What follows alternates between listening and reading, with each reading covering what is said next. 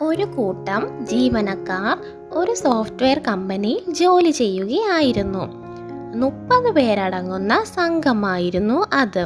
പഠിക്കാനും വളരാനുമുള്ള അതിയായ ഉത്സാഹവും ആഗ്രഹവുമുള്ള യുവ ഊർജ്ജസ്വലവും ചലനാത്മകവുമായ ഒരു ടീമായിരുന്നു ഇത്.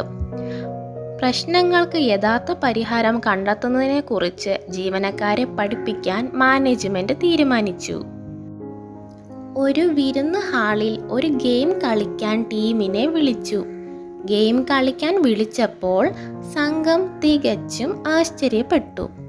എല്ലാവരും വിവിധ ചിന്തകളുമായാണ് വേദിയിലെത്തിയത്. അവർ ഹാളിൽ പ്രവേശിച്ചപ്പോൾ അലങ്കാര പേപ്പറുകളും ബലൂണുകളും കൊണ്ട് മനോഹരമായി അലങ്കരിച്ചിരിക്കുന്ന ഹാൾ അവർ കണ്ടു.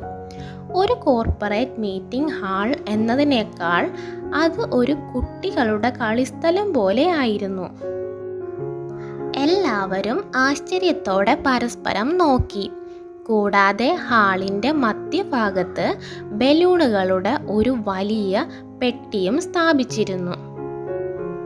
ബോക്സിൽ നിന്ന് ഒരു ബലൂൺ എടുക്കാൻ ടീം ലീഡർ എല്ലാവരോടും ആവശ്യപ്പെടുകയും അത് ഊതാൻ ആവശ്യപ്പെടുകയും ചെയ്തു. എല്ലാവരും സന്തോഷത്തോടെ ഒരു ബലൂൺ എടുത്ത് ഊതി. ബലൂണുകൾ പൊട്ടിത്തെറിക്കാതിരിക്കാൻ ശ്രദ്ധാപൂർവം അവരുടെ ബലൂണിൽ അവരുടെ പേരുകൾ എഴുതാൻ ടീം ലീഡർ അവരോട് ആവശ്യപ്പെട്ടു. എല്ലാവരും ബലൂണുകളിൽ അവരുടെ പേരുകൾ എഴുതാൻ ശ്രമിച്ചു. പക്ഷേ എല്ലാവരും വിജയിച്ചില്ല. സമ്മർദ്ദം കാരണം കുറച്ച് ബലൂണുകൾ പൊട്ടിത്തെറിക്കുകയും മറ്റൊരു ബലൂൺ ഉപയോഗിക്കാൻ അവർക്ക് മറ്റൊരു അവസരം നൽകുകയും ചെയ്തു.